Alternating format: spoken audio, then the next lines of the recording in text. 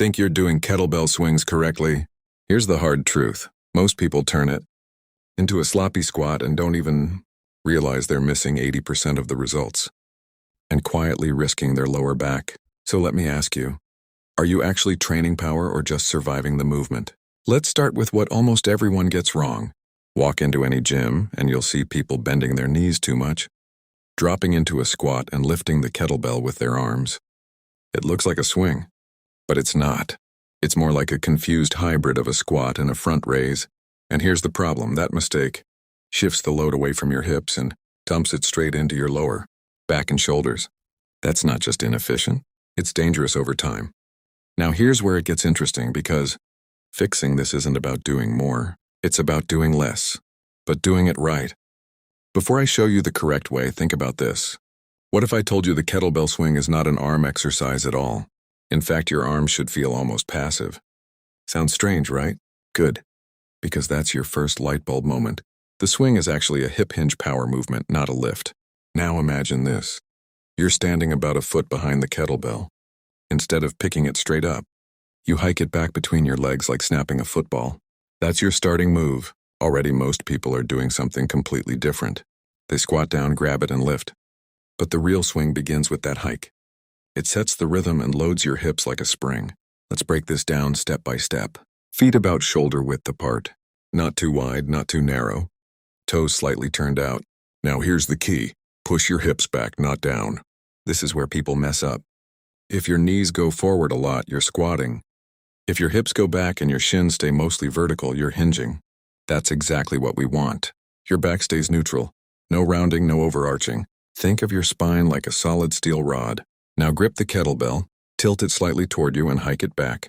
This should feel tight, controlled, and loaded like you're compressing a spring. And now the magic happens. Instead of lifting the kettlebell up with your arms, you snap your hips forward, explosively, like you're trying to jump without leaving the ground. That hip drive is what sends the kettlebell forward and up.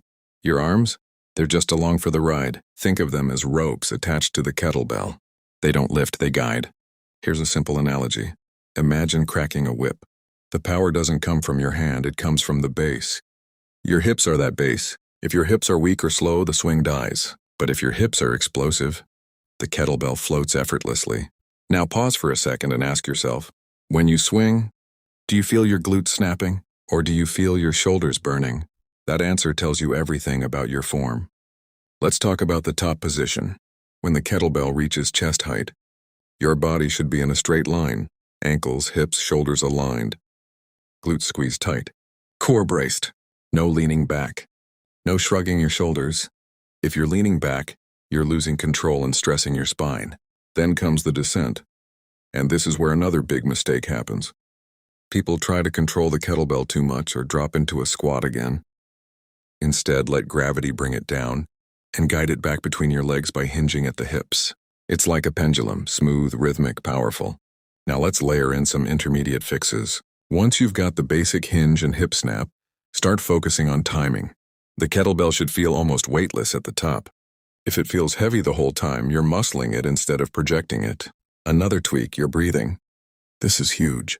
Inhale as the kettlebell goes back, and sharply exhale as you snap your hips forward. That breath acts like a power boost and helps stabilize your core. Think of it like bracing before a punch. And here's another light bulb moment. Your core isn't just there to look good, it's there to transfer force. If your core is loose, the power from your hips leaks out before it reaches the kettlebell. That's like trying to fire a cannon from a canoe, unstable and ineffective. Now let's go even deeper, advanced level. At this stage, you want to refine efficiency. The goal is to use the least effort for the maximum output. Your swing should feel smooth, almost effortless, like a rhythm you can sustain. No jerky movements, no tension in the wrong places. Focus on lat engagement, yes, your lats. As the kettlebell swings down, lightly engage your lats as if you're trying to tuck your arms into your body. This keeps the kettlebell close and protects your shoulders. It also makes the movement more powerful and controlled. Another advanced. You think plank at the top, and when you reach the top of the swing, your body should feel like a rock-solid plank. Tight glutes, tight abs, no loose ends. Then immediately relax just enough to hinge again. It's a cycle of tension and release. Let me tell you a quick story. I once coached someone who thought kettlebell swings were just cardio. He'd do dozens of reps, sweating, exhausted, but not improving. When we fixed his form, reduced his reps, and focused on power, everything changed. Suddenly, fewer reps felt harder, but also more effective.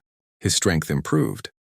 His posture improved. Even his running got better. Why? Because he finally trained the movement the right way. So let me ask you again, are you chasing reps or are you building power? Because kettlebell swings done right are one of the most powerful exercises you can do.